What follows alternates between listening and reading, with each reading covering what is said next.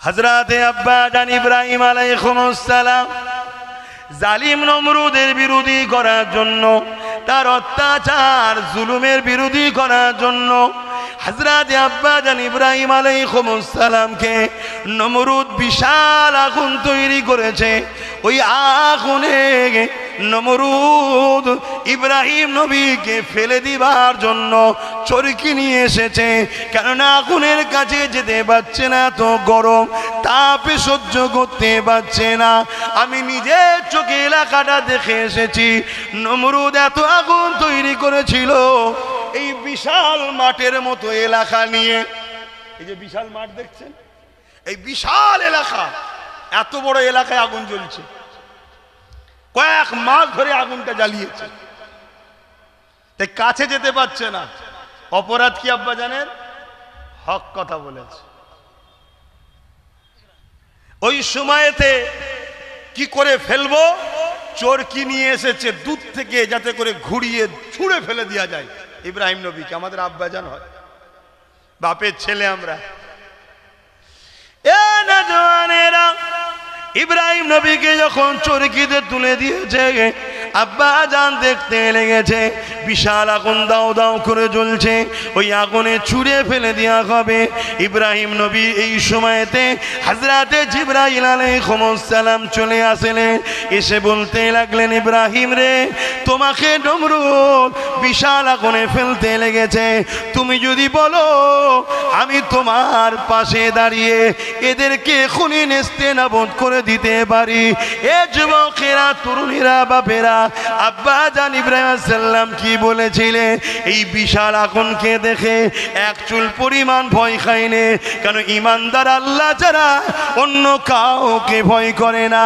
এ যুবকেরা, তরুণীরা, বাপেরা, ওই সময় ইব্রাহিম নবী বলেছিলেন, এ হযরতে জিবরাইল আপনি চলে যান, আমি আল্লাহর পক্ষে নমরুদের অন্যায় বিরুদ্ধে কথা বলেছি, তার জুলুমের বিরুদ্ধে কথা বলেছি।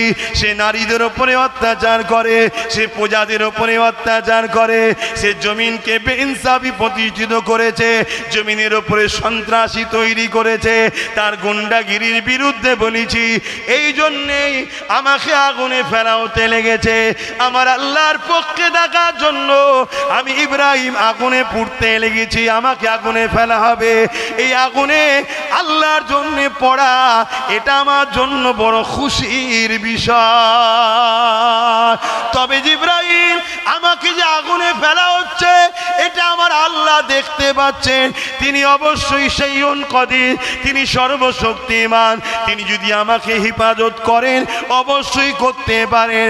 আর যদি না করে আমাকে যদি আগুনে পুড়িয়ে আল্লাহ খুশি হয় যে ইব্রাহিম আমার জন্য কথা বলেছিল, ইব্রাহিমকে আগুনে ফেলে পরীক্ষা নিলাম, ইব্রাহিম আল্লাহর পরীক্ষায় আল্লাহর খুশির জন্য একবার নয় হাজারবার যদি আবার আল্লাহ জিন্দেগি দেয়, হাজারবার হক কথা বলবো আল্লাহর জন্যে, আল্লাহর খুশির জন্যে আগুনে পুড়তে রাজি আছি। আরো জোরে বলুন সুবহান। তাহলে আমরা তো সেই বাপের সন্তান। হক কথা বলার হুকুম আল্লাহর, অন্যায়ের বিরুদ্ধে কথা বলার হুকুম কার? এতিমকে ভালোবাসা, বিধবাকে ভালোবাসা, গরিবকে ভালোবাসা, সে যদি হিন্দু গরিব হয় তারও সাথ দেওয়ার হুকুম কার? জোরে বলুন আল্লাহর। নিজের মাতৃভূমিকে ভালোবাসা, নবীর সুন্নাত, এই কাজ করতে গিয়ে যদি তোমার আমার উপরে একটু জুলুম হয়, জানতে হবে আল্লাহ পরীক্ষা নিচ্ছে যে আমাকে কতটা ভালোবাসে দেখি। এক কথা শুনছেন না শোনেননি? মায়ের কোলে বসে কথা বলা তো খুব সহজ, বাইরে বেরিয়ে তুমি যেই কথা বলছো তখনই আল্লাহ একটু পরীক্ষা নিচ্ছে প্রেম আছে না নাই। অমনি ধৈর্যহারা হলে হবে? হ্যাঁ, ধৈর্যহারা হলে হবে? মনে রাখবেন, কোন নির্দোষ ছেলে যদি ইসলামের অনুসারী জেলে যাও, ইউসুফ আলাইহিস সালামের সুন্নতের নেকি পাবে। জোরে বলুন সুবহানাল্লাহ। ইউসুফ নবী নির্দোষ ছিলেন, তৎকালীন সময়ের মিশরের বাদশাহ আজিজ তেনাকে জেলে দিয়েছিল। তো বাপ, এটা যুগে যুগে হয়ে আসছে হক আর ন্যায়ের কথা।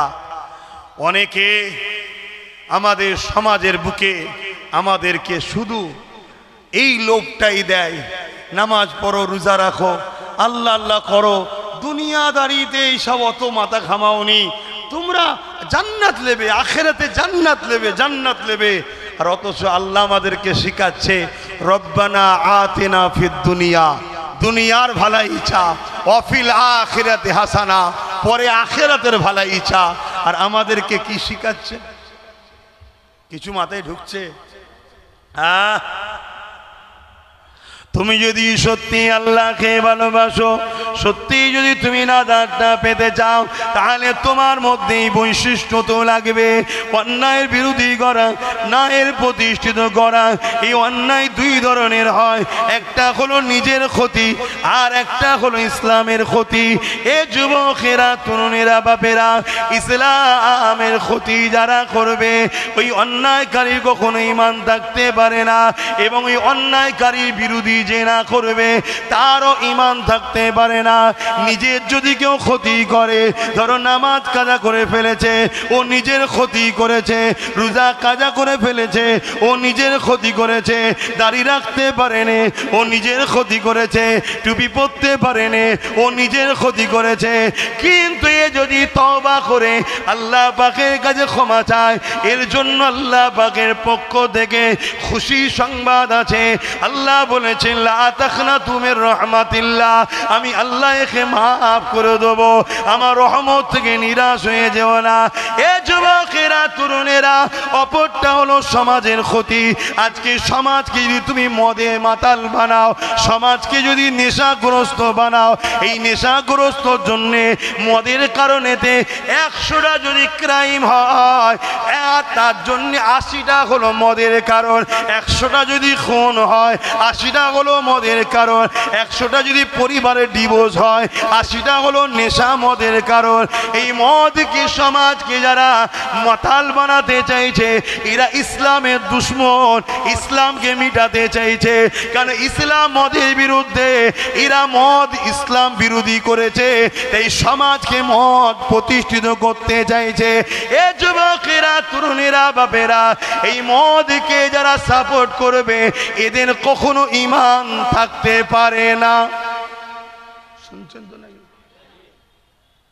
জানি না আমার আওয়াজ আপনারা নিতে পাচ্ছেন কিনা, পানি কাদায় দাঁড়িয়ে দাঁড়িয়ে। হ্যাঁ, আমি বলে যাচ্ছি তো, আমি সেই আব্বাস সিদ্দিকী, আজও সেই আব্বাস সিদ্দিকী আছি। আমাকে হাজারো দিক দিয়ে রুখাও যেমন হয়েছে, হাজার দিক দিয়ে কিনারও চেষ্টা হয়েছে, কিন্তু আল্লাহ শুকর আদায় করি, আল্লাহ আমাকে আজও ঈমানের হালে বাঁচিয়ে রেখেছে। এটা আমার কোনো কৃতিত্ব নয়, এটা আল্লাহর দয়া, নবী মুহাম্মদ সাল্লাল্লাহু আলাইহি ওয়াসাল্লামের গোলামির ওসিলা, ফল। আজ তোমরা আমার কওমের ছেলে, তোমাদেরকে আমি বলে যাচ্ছি, জাহান্নামে 2 শ্রেণীর লোক যাবে। মন দিয়ে শোনো, জাহান্নামে 2 শ্রেণীর লোক যাবে।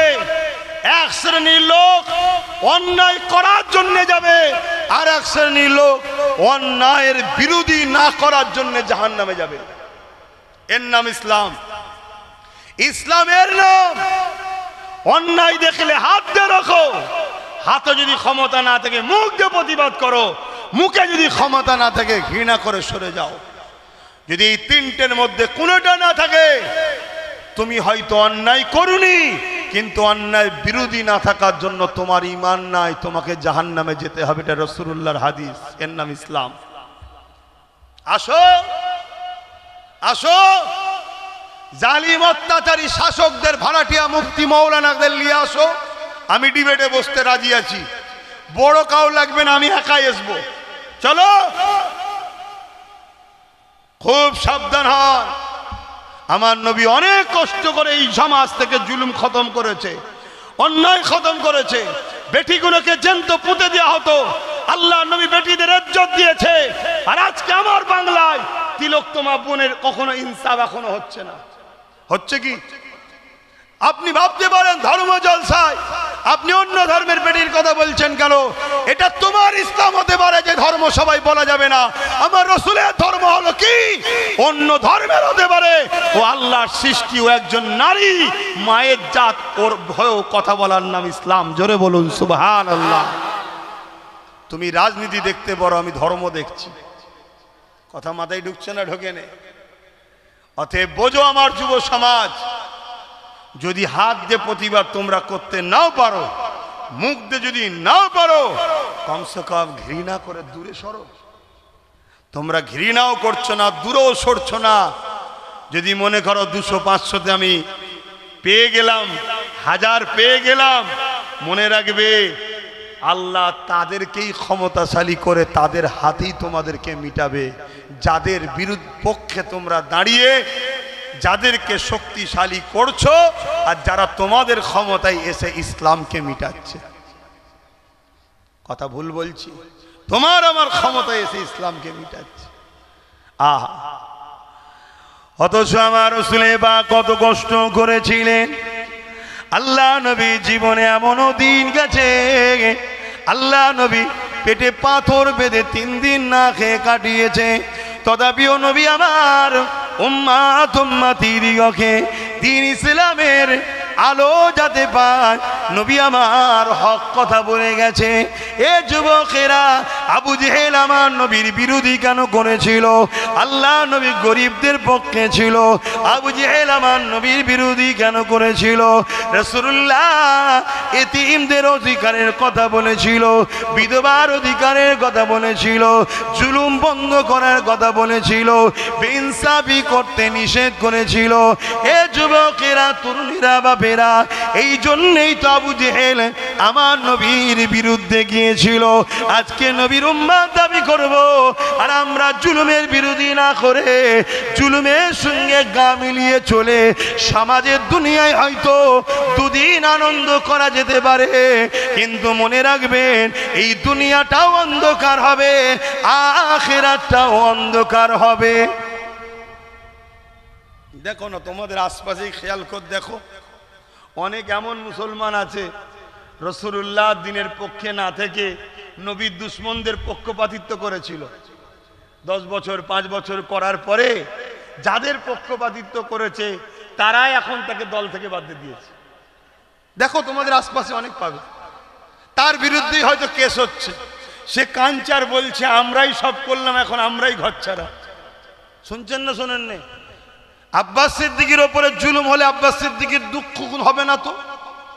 কেন? আমরা তো জানি আমাদের ইমাম হোসাইনের ওপরে জুলুম হয়েছে, আমরা তো মেনে নিয়েছি, আমরা হোসাইনি থাকতে রাজি, তাতে জুলুমের পাহাড় আমাদের ওপরে হোক, আমরা ইরাদা করে নিয়েছি আমরা জুলুমের পাহাড় সহ্য করব, হোসাইন হুজুরকে ছাড়বো না। জোরে বলুন সুবহানাল্লাহ। কিন্তু যারা এজিদের সাথে থেকে জুলুম সহ্য করতে পারছে না, এজিদেরই হাতে, তাদের তো বড় দুঃখ হবে নাকি? একটা গাছ লাগালাম আমি, জনগণ ওই গাছের ফল খেয়ে মরবে এই ইরাদায়, কিন্তু আমার ছেলেই যদি ওই গাছের ফল খেয়ে মরে, এর চেয়ে দুঃখ বেশি হবে না কম হবে? জনগণ মরলে তো দুঃখ নাই, কেন? আমি তো জনগণকে মারার জন্যই লাগিয়েছিলাম। তা আমরা সবাই মিলে গাছটা তৈরি করলাম, এখন সেই গাছই এখন আমাদের ঘরেই ছেটে দিচ্ছে। কথা মাথায় ঢুকছে? কেন ছেটে দিচ্ছে বুঝতে পারছেন না? আর প্রয়োজন নেই, যা সাজাবার সাজিয়ে নিয়েছে। এখনো সময় আছে, ওয়াকাফকে বাঁচাবার জন্য আমাদের ঘরে সংগঠিত হতে হবে। আল্লাহর উপরে ভরসা করে থাকবেন, আল্লাহর পক্ষে থাকবেন, দয়ার নবীর দেখানো রাস্তায় চলবেন। আল্লাহ কোরআনের মধ্যে জানাচ্ছেন, লাকাদ কানা লাকুম ফি রাসূলিল্লাহি উসওয়াতুন হাসানা। আমি আমার হাবিবকে সবথেকে উত্তম মডেল করে পাঠিয়েছি। জোরে বলুন সুবহানাল্লাহ। আমাদের সমাজনীতি, আমাদের ধর্মনীতি, আমাদের প্রতিবেশী নীতি, আমাদের সংসার নীতি, আমাদের রাষ্ট্রনীতি, আমাদের রাজনীতি, আমাদের এডুকেশন নীতি, আমাদের অর্থনীতি, সমস্ত কিছু মোহাম্মদ রসুলকে ফলো করে করতে হবে। মোহাম্মদ রসুল ছাড়া অন্য কাউকে ফলো করে করাই হলো হারাম। শুনছেন তো নাকি? আর আমার নবী এত সুন্দরভাবে আমাদের শিখিয়ে দিয়েছে, আমরা আরবে থাকলে কিভাবে থাকবো সে নীতি যেমন শিখিয়েছে। আমরা সর্বধর্মের দেশ, সম্প্রীতির দেশ, গণতান্ত্রিক দেশ ভারতবর্ষে থাকলে এখানেও কিভাবে থাকবো ওটাও আমার রসুল পাক আমাদেরকে শিখিয়েছে। জোরে বলুন সুবহানাল্লাহ। মনে রাখবেন, আমার নবীর মতো পৃথিবীতে কেউ আসেনি আর আসবে না। অতএব সেই নবী পাক সাল্লাল্লাহু আলাইহি সাল্লামের আদর্শ শিক্ষা দেওয়া হয় মাদ্রাসায়। তাই মাদ্রাসাকে সন্ত্রাসরা বড় ভয় করে, কেন মাদ্রাসা থাকলে দেশ প্রেমিক বেরোবে, মাদ্রাসা থাকলে গরিব প্রেমিক বেরোবে, মাদ্রাসা থাকলে আব্বাস সিদ্দিকী বেরোবে। যে আব্বাস সিদ্দিকী চোরকে চোর বলবে, ডাকাতকে ডাকাত বলবে, খুনিকে খুনি বলবে, মুনাফেককে মুনাফেক বলবে, দেশদ্রোহীকে দেশদ্রোহী বলবে, সে যদি দেশের মাথাতেও বসে থাকে দেশের সাথে গাদ্দারি করলে তাকেও বলবে গাদ্দার। এটা মাদ্রাসা থেকে বেরোয়। শুনছেন না শোনেন? তাই যারা এই মাইন্ডের লোক, আমি চুরি করব আমার বিরুদ্ধে কেউ না বলে, আমি গাদ্দারি করব আমার বিরুদ্ধে কেউ না বলে, আমি দেশকে শেষ করে দেবো আমার বিরুদ্ধে কেউ না বলে, আমি নারীদের অধিকার হরণ করব আমার বিরুদ্ধে কেউ না বলে, আমি নারীদের ইজ্জত নিয়ে খেলা করব আমার বিরুদ্ধে কেউ না বলে, এই মাইন্ডে যারা আছে তারা কোনোদিন চাই না মাদ্রাসা থাক। শুনছেন না শোনেন? কিন্তু তারা দেখছে আমরা তো চাইলে শুধু হবে না। ভাই অসুবিধা হচ্ছে? আমরা তো চাইলে শুধু হবে না, আমাদের ঘরে খেয়াল রাখতে হবে মাদ্রাসা থাক। এই দাবিতে একটা শক্তি না উঠতে পারে। তাই এক কাজ করো, মুসলমানদের মধ্যে থেকে খোঁজো কে আছে যার কাছে মসজিদ আগে নয় অর্থ আগে, মাদ্রাসা আগে নয় অর্থ আগে, পরিবার আগে নয় অর্থ আগে, ইসলাম আগে নয় অর্থ আগে। এরকম মুনাফেক মুসলমানদের ঘরে অর্থ দাও, প্রশাসনিক সহযোগিতা দাও, বোম দাও, বন্দুক দাও, মুসলিম এলাকা থেকে তাদেরকে নেতা বানাও, তারা থাকবে আমাদের লোক। মুসলমান যখন মাথা চারা দেবে ওদের দ্বারাই মুসলমানকে দমিয়ে আমরা রাখবো। এই পরিকল্পনা পুরো দেশ জুড়ে, পুরো পৃথিবী জুড়ে যুগ যুগ ধরে চলে আসছে, আজও চলছে।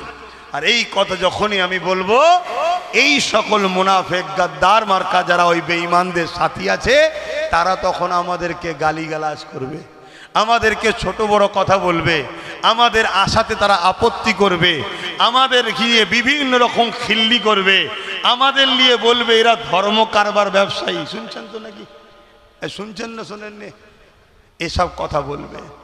খুব সাবধান হন।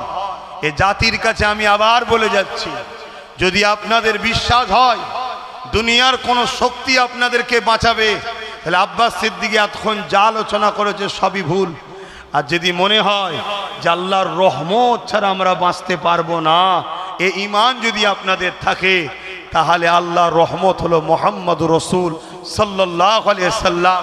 সেই নবীর আদর্শকে মজবুত করে ধরুন। সেই নবী বলছেন, তোমরা যদি আমাকে মানো, আমি নবী তোমাদের কাছে তিনটে জিনিস রেখে যাচ্ছি। কটা? একটু আঙুল তুলে দেখাবেন না?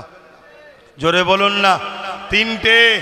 নাম্বার 1 কিতাবুল্লাহ, নাম্বার 2 আমি যা করেছি আমার সুন্নাত, নাম্বার 3 আমার আহাল, আমার পরিবার। জোরে বলুন সুবহানাল্লাহ। আল্লাহর নবী তাই বললেন, এ আমার মাননেওয়ালারা, দাড়ি দেখে টুপি দেখে অনেক লোক থাকবে তোমাদেরকে ধোঁকা দিয়ে দেবে, তাই আমি রসুল তোমাদেরকে বলে যাই, তোমরা কোরাইশের নেতৃত্ব মানবে। কার নেতৃত্ব? জোরে বলো। ধর্মের লিডার কি হবে? কোরাইশ। সমাজের লিডার কি হবে? কোরাইশ। রাজনীতির মুসলমানদের লিডার কি হবে? কোরাইশ। তার পিছনে কোটি কোটি সবাই থাকতে পারে, সেটা আলাদা। মেন যে নেতৃত্বটা দেবে, মেন মাতা, সে যেন কোরাইশ হয়। বলো মুসলমান, আমরা কোরাইশ ধর্মতে নাই, দাদা হুজুরকে মেনেছি কোরাইশ, আলহামদুলিল্লাহ। তার আওলাদদেরকে এখন আমরা মানেন তো নাকি? আলহামদুলিল্লাহ, তারা কোরাইশ ঠিকই আছে। কিন্তু বাকি ক্ষেত্রে আমাদের নেতা কি কোরাইশ আছে? তাহলে আমরা ঠকছি না? ঠকছি না কেন? আমরা রসুলের কথা মানিনি। তাই আসুন, আল্লাহ আমাদেরকে যখন সুযোগ দিয়েছে, ছিল না আলাদা কথা, কেউ যখন বুঝেছে, রাজি হয়েছে, আমাদের উচিত হবে কোরাইশ বংশের সম্মান মর্যাদা নবী দিতে বলেছে, তার সাথ দিয়া ইমানদার মুসলমানের দায়িত্ব আছে না নাই? এটা মাথায় রাখো। যত দিন যাচ্ছে আমরা আগাচ্ছি না পিছোচ্ছি? জোরে বলুন। যত দিন যাচ্ছে শিক্ষাতে আগাচ্ছি না পিছোচ্ছি? কাজ কারবারে আগাচ্ছি না পিছোচ্ছি? নিরাপত্তায় আগাচ্ছি না পিছোচ্ছি? কি বলে প্রশাসনিক জুলুমে থেকে রেহাই পাচ্ছি না জুলুম বাড়ছে? যত দিন যাচ্ছে সবই তো আমাদের উপরে বেড়েই যাচ্ছে। অতএব মন স্থির করো। এত বছর ধরে তো জুলুম সহ্যই করলাম, যা হয় হবে। আমরা আমাদের একটা ভাগ বুঝে নেব কোরাইশ নেতাকে সামনে রেখে। রাজি আছেন না? নাই? আমি যদি আগামী দিন ডাকি বিড়ি কেটে, আমিও কোরাইশ বংশের ছেলে, ডাকলে আপনারা খরচ করে আমার ডাকে সাড়া দিতে পারবেন? এটাই তো নেতৃত্ব মানা। পারবেন? আলহামদুলিল্লাহ, আল্লাহ কবুল করে বোন, আল্লাহুম্মা আমিন। আমি পুরো বাংলায় ঘুরে ঘুরে দেখছি, হাত তুলছি। যদি যারা হাত তুলছে, হাত যদি সত্য হয়, আল্লাহকে সাক্ষী রেখে বলছি, ও ব্রিকেট একদম ছোট একটুখানি হয়ে যাবে, ওরকম আরো অনেক কটা লাগবে। আমি যেখানে যাচ্ছি মানুষ যেভাবে সাথ দিচ্ছে, তা আপনাদের হাতটাও সত্য তো নাকি যারা তুলেছেন? আশা রাখছি সব জায়গার মানুষ যে হাত তুলছে সত্য। আল্লাহ কবুল করে বোন, আল্লাহুম্মা আমিন। নামাজের দিকে আমাদের যেতে হবে, সময় সংক্ষেপ। এসেছি গুটি কতক কথা এলোমেলোভাবে বললাম, কেউ কষ্ট পেলেন? কোরআন হাদিসের বাইরে কোনো কথা বলেছি? দেখবেন হয়তো কাল আমার সমালোচনা অনেকে করতে পারে, করবে, অসম্ভব কিছু নয়। কিন্তু মনে রাখবেন, সে হলো মুনাফেক। সে কে? মুনাফেক। কেন? কোরআন হাদিসের পক্ষে বলাতে কোনো মুসলমানের যদি কষ্ট হয়, জানতে হবে সে মুনাফেক। ঠিক না বেঠিক গো? আজ আমার মসজিদ চলে যাচ্ছে, ওই মুসলমানদের মুখে কথা নাই। মাদ্রাসা, কবরস্থান, ঈদগাহ চলে যাচ্ছে, ওর মুখে কথা নাই। কি বলছে? আরে কি বলবো? কেন? আমাদের তো রাজ্য সরকার বলেছে বাংলায় হবে না, বলেছে না? বলে না? ওই জন্য আমরা বলিনি। কি বলেছে? যতদিন আমি আছি ততদিন হবে না, তাই তো নাকি? কালকে যদি মরে যাই, এই মরণ হতে পারে না? পারে না? আমি তার মরণের দিকে তাকিয়ে নাই, কিন্তু মরণ হবে না? হবে না? তাহলে তারপরে হবে তো। আইন যখন হয়ে যাবে, আজ নয় 10 বছর পরেও তো হবে। তাহলে এখন আইন হয়ে গেছে, এটাকে বন্ধ করার রাস্তা সুপ্রিম কোর্টে চলছে। অতএব সেখানে লড়াইয়ের দরকার আছে না নাই? দ্বিতীয় নম্বর কথা, ইনি যদি সত্যিকারের এর বিরোধী হতো, তাহলে সুপ্রিম কোর্টে তো কেস করতো।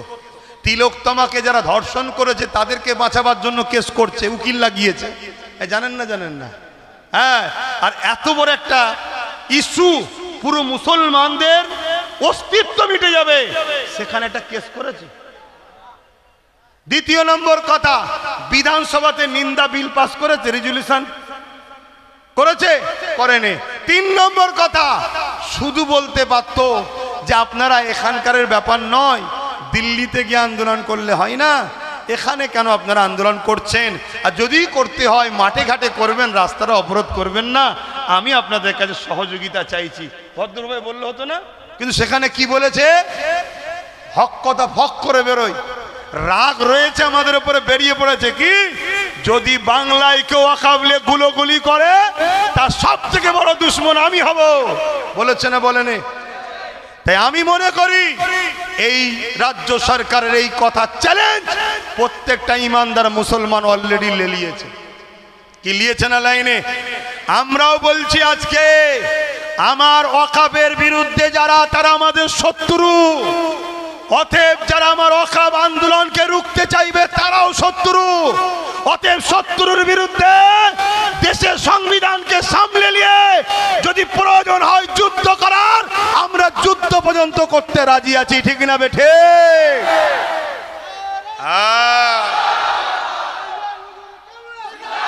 এবারে যদি কোনো পাওয়ার, কোন ক্ষমতা, কোন শাসক যদি মনে করে তুমি যুদ্ধ করবে, তোমার হাতে তো অস্ত্র নেই, আমার হাতে অস্ত্র লাগবে না, আমার জন্য সংবিধান রয়েছে, আছে না? নাই? তুমি যুদ্ধ করবে, তোমার পাশে তো পুলিশ নাই, আমার পুলিশ লাগবে না, আমার জন্য সংবিধান আছে। তবে মনে রাখবে, সব পুলিশ তোমার সাথেও নাই। অনেক পুলিশ আছে যারা সংবিধান প্রেমিক, তারা কিন্তু মজলুমদের সাথেই আছে। ঠিক না বেঠিক? হ্যাঁ। কিন্তু শত শেষ কথা, আমাদের সঙ্গে আমাদের আল্লাহ আছে। জোরে বলুন সুবহানাল্লাহ। তাহলে আমরা আমার মাদ্রাসার জন্য কথা বলতে পারবো না এখানে, মসজিদের জন্য কথা বলতে পারবো না এখানে, আমার কবরস্থানের জন্য কথা বললে সবচেয়ে বড় দুশ্মন হবে রাজ্য সরকার। তাহলে বলুন এ সরকার আমাদের বন্ধু তো নাকি? জোরে বলেন। তাহলে এত বড় কথা বলার পরে কোনো মুসলিম এমএলএ এমপি বা মুসলিম কোনো নেতা কেতা দল ছেড়েছে? তাহলে এদের ঘরে যারা মুসলমান আছে এইগুলোকে আমরা মুসলমান মনে করলে আমরা ঠকবো না? যে এই তো আমাদের মুসলমান এমএলএ, এই তো আমাদের মুসলমান এমপি, এই তো আমাদের মুসলমান প্রধান। হ্যাঁ, তুই যদি সত্যি মুসলমান হতিস তুই তো দলটা ছেড়ে দিয়েছিস। চলো, আমার কাছে দল আগে না, আমার কাছে আল্লাহ রসুল আগে। ঠিক না বেঠিক? আমি আমার কথা বলে যাচ্ছি। আমার ভাই নওশাদ রাজনীতি করছে, জানেন তো নাকি? কোনো দিনের যদি ওই যে আল্লাহ রসুলের বিরুদ্ধে যায়, ওকে দল ছাড়া তো দূরের কথা, আমি ওকে সাপোর্ট করি, জানেন তো নাকি আপনারা? হ্যাঁ, আমি সাপোর্ট করি ওকে, আমার ভাই হয়, সাপোর্ট করি। আবার কোরাইশ বংশের ছেলে, ইমানদার। যদি কোনোদিন ও ইসলাম ও কোরআনের বিরুদ্ধে যায়, তাহলে মনে রাখবেন ওর বিরুদ্ধে সব থেকে যদি বেশি কেউ লড়াই করে তার নাম আব্বাস সিদ্দিকী, নোট করে রাখেন। ও মায়ের পেটের ভাই তো কি হয়েছে, আমার আল্লাহ ও রসুলের আগেও নয়। শুনছেন না শোনেননি? তাহলে সেই জায়গায় আজকে একটা এত বড় কথা বললো। এবারে কেউ যদি বলে যে না ওটা মিস্টেক হয়ে গেছে, মিস্টেক যখন হয়ে গেছে তাহলে বাইরে দিয়ে বলুন আমার ওটা ভুল হয়েছে, তোমরা কিছু মনে করোনি। যেমন বুদ্ধদেব বলেছিল মাদ্রাসায় জঙ্গি তৈরি হয়, পরে আবার বলেছিল আমার ভুল হয়ে গেছে। কি বলেছে না বলেন? কিন্তু একটা কথা বলেছিল মাদ্রাসায় জঙ্গি তৈরি হয়, মুসলমান আলেম ওলামা মুসলমানরা মনে মনে ভেবে নিয়েছিল মাদ্রাসাকে যে জঙ্গি বলে সে আমাদের আর নয়। ঠিক না বে ঠিক? আমার বিশ্বাসে বাংলায় যদি ইমানদার থাকে, যতগুলো ইমানদার আছে, আলেম ওলামা পীর পীরজাদা সাধারণ লোক, মা বোন বাপ ভাই সব মনে মনে ঠিক করে নিয়েছে, ও তোমার জন্য মারপিট করবো আমরা, তোমার জন্য কেস খাবো আমরা, তোমার জন্য মরবো আমরা, আর তুমি বলবে বিজেপিকে রুখতে আমায় সাথ দে, তোমায় সাথ দেবো আমরা। গুজে গুজে খাইয়ে 130টা দিয়েছি, 230টা তোমায় দিয়েছি। আর যখন মসজিদের জন্য কথা বলতে যাব, তাও কেন্দ্রের বিরুদ্ধে। আমার তো মাথায় ঢোকে নেই, ওর বিরুদ্ধে বললে এর কষ্ট হয় কেন? কত ভালোবাসা, বুঝতে পারছেন তো? হ্যাঁ, তা সেই জায়গায় তখন তোমার বুকে ব্যথা হয় না? তা মনে মনে সব ইরাদা ঠিক আছে না নাই? কিন্তু এরপরও বলবো, যদি কেউ বুঝায় যে ওরকম করিসনি রে, বিজেপি চলে আসবে, জানবেন সে হলো সব থেকে বড় বিজেপির এজেন্ট, সব থেকে বড় বিজেপির এজেন্ট। যদি বলেন কেন? এখনো আমরা 100 জন আছি, এখনো আমরা 100 জন আছি। আমাদের সঙ্গে লড়াই ডাইরেক্ট করার ক্ষমতা বিজেপির নাই, চ্যালেঞ্জের সাথে বলছি, নাই। শুনছেন না শোনেন নে? ও পারবে না। ও তাই কি করছে, আমাদের সেজে, আমাদের দরদি সেজে সেকুলারের নামে ঘুমটা অলিকে ঢুকিয়েছে। তার দ্বারা নিজেদের মধ্যেই মারপিট করিয়ে করিয়ে কেস খাইয়ে আর খাইয়ে আমাদের 100 থেকে 40% নিয়ে আসতে চাইছে, 60টাকে মেরে দিতে চাইছে। তারপরে দেখবেন অলরেডি ও আসবে, তখন আমরা দুর্বল। কথা মাথায় ঢুকছে না ঢোকে নে? এরপরও তর্কের খাতিরে বলছি, যদি মনে হয় যে না তাহলে ভুল করেছে, ভুলটা স্বীকার করতে পারছে না কেন? ঠিক না বেঠিক গো? ভুলটা স্বীকার করুক যে আমার ওটা বলা ভুল হয়েছে, অবশ্যই অধিকার আছে, তোমরা আন্দোলন করবে, কিন্তু রাস্তা অবরোধ করো না। আর আমারও তো বক্তব্য, রাস্তা অবরোধ করে আন্দোলনের সাথে আমরা নাই। কোনো মানুষের ক্ষতি করে আন্দোলন করা ইসলাম ইজাজত দেয়নি। তো যাক, সন্ধ্যা হয়ে যাচ্ছে, আর কথা বলতে পারছি না। কালকে আসবো, ওয়াকাবলি আলোচনা হবে ওখানে, প্রতিবাদ সভা ওটা। হ্যাঁ, টাইম হলো 3টে থেকে 5টা। টাইম কটা? 3টে থেকে 5টা। আশা রাখতে পারি আপনাদের পাবো নাকি? আসুন একটু সালাম দেবো ইয়া নবী।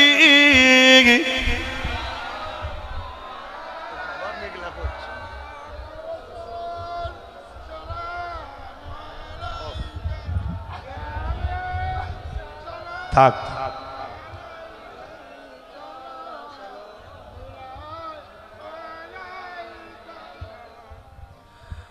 ভাই কারো কষ্ট হচ্ছে নাকি আমার কথায়? আচ্ছা, আপনার যদি দুনিয়ার কাউকে ভালো লাগে, তার বিরুদ্ধে বললে যদি আপনার কষ্ট হয়, তা আমার আল্লাহ রসুলের বিরুদ্ধে যারা বলবে আমার কষ্ট হবে না? ঠিক না বে ঠিক গো? আমার মসজিদ মাদ্রাসার বিরুদ্ধে যারা বলবে, মসজিদ মাদ্রাসার পক্ষে দাঁড়াতে দেবে না, দাঁড়ালে দুশ্মন হবে বলবে, তাহলে আমাদের কষ্ট হচ্ছে না, হয়নি? তোমার পেটটাই সব কিছু হয়ে গেছে, পেট। খোদা এমন বিমার দেবে, এমন বিমার দেবে, ওই বিমার লিই পেরেশানে থাকবে। আর একটা কথা শোনো, খোদার মা দুনিয়ার বার, দুনিয়াতে তো জ্বলতে হবে, আখেরাতেও কষ্ট পেতে হবে। ওরে বাবা, অনেক সময় চলে গেছে, এখনই আজান দেবে। ইয়া নবী সালাম, ইয়া রাসূল, ইয়া হাবিব সালাম, সালাবাতুল্লাহ।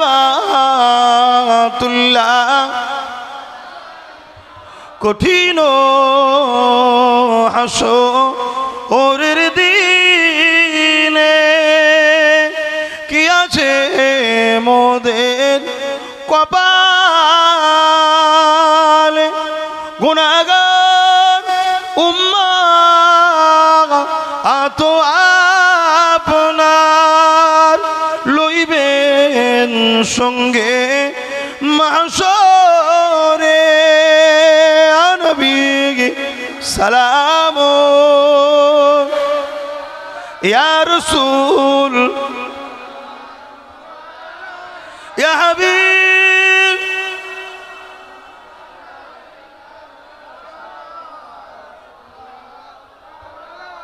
সকলে গায়ে গায়ে বসুন, সময় নেই ভাই, সকলে গায়ে গায়ে বসুন। আচ্ছা আচ্ছা, বাপজান আমার, প্রতি শুক্রবার দিন ঘরে থাকি, শুনছেন? যাবেন না? যেতে নিষেধ আছে গো, আবার যাবেন। সকাল 10টা থেকে 12টা দরবারে একটা আমি আলোচনা করি, ওই আলোচনায় বসবেন। অনেক তথ্য প্রমাণ দিয়ে আলোচনা হয়, সেগুলো আপনাদেরকে দেখাবো। কি ভয়ানক প্ল্যান যে আপনাদের পিছনে তৈরি হচ্ছে, আপনারা ভাবতে পারছেন না। এই গত 3 দিন আগে একটা জায়গাকে বোলডুজার দিয়ে ভেঙে পুরো শেষ করে দেওয়া হলো ভারতবর্ষে। 50 বছর ধরে তারা বসবাস করছে সেই এলাকায়, আনলিগেল বলে। 50 বছরের বসবাস করা, তিল তিল করে ঘরবাড়ি তৈরি করেছে, তাদেরকে ভেঙে শেষ করে দিল প্রশাসন দিয়ে, শুনছেন? আর প্রশাসনের উপরে আমার কোনো ক্ষোভ রাগ নাই, কেন? প্রশাসন হলো নিরুপায়, প্রশাসন মাইনেতে হুকুমের গোলাম। কিন্তু দোষ তো আমাদেরই, আমরা যদি খারাপ লোককে বসাই, সে তো প্রশাসনকে খারাপ কাজ করতেই বাধ্য করবে, ঠিক না বেঠিক গো? তো সেই জায়গায় আমি বলবো, ছোট্ট ছোট্ট দুধের বাচ্চা খেলে তারা 3 দিন পানিতে বর্ষাতে এদিক ওদিক ছুটছে, ওরা কোনো জায়গায় আর স্থায়ী পাবে না। এভাবে ঘুরতে ঘুরতে ঘুরতে ঘুরতে প্রায় 20-25 হাজার লোক মারা যাবে একদিন। তোমরা হয়তো ভাবছো আমাদের কিছু হবে না, ওই পাশের বাড়িতে আগুন লেগেছে, তুমি ঘুমোচ্ছ তো, আগুনের কাজ হলো ওটাকে প্রথম শেষ করে দিবা, তারপরে অন্যটাকে ধরা।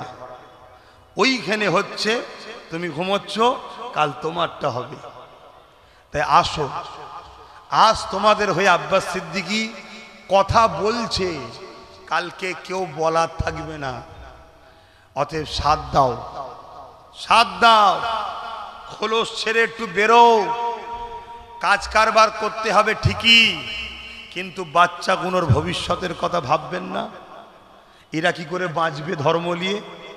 আগামী দিন মুসলমান হওয়ার জন্য এদেরকে কতল করা হবে। যেমন হজরতে বেলাল হুজুরকে বলেছিল, মোহাম্মদ রসুল ছেড়ে দে, আল্লাহ ছেড়ে দে, কলমা ছেড়ে দে, নাই মেরে ফেলবো। আগামী দিন সে জিনিসটাও আসছে। অতএব যেমন করে হোক এই কেন্দ্রের বিজেপি সরকারের কালা কানুনকে বাতিল করাতেই হবে। এই লড়াই আমি চালিয়ে আসছি 10 বছর, এখনো চলছে, আগামীতেও চলবে। এই লড়াইয়ে আপনারা কি আমার সাথ দেবেন না? কি গো, হাত তুলে বলেন না দেবেন না? রাস্তায় দূরে দূরে যারা আছে, আপনারা দেবেন না লড়াইয়ে সাথ? আলহামদুলিল্লাহ। এই লড়াই করার 3টে পলিসি আছে, আজকাল সময় নেই, কালকে আসুন আলোচনা করব। তিনটে মাধ্যম দ্বারা এই লড়াইটাকে সাকসেসফুল করা যেতে পারে। এই তিনটে লড়াই আমাদেরকে করতে হবে, তিনটেই করতে হবে।